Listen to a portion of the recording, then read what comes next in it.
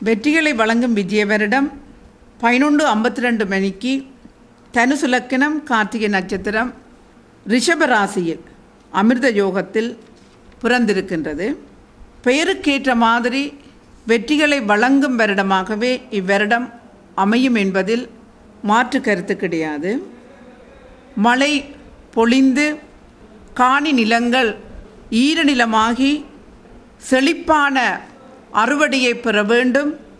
மழைக்கும் பயிர் நிலங்களுடைய செழிப்பிற்கும் மிகுந்த தொடர்புண்டு. மழை பொழிய போகும் இந்த விஜய வருடத்தில் சிறப்பான உற்பத்திகளும் இதனால் எமது பாரம்பரியமான உழவர்களுடைய வாழ்வாதாரமும் பெருகும் என்பதில் ஐயமில்லை.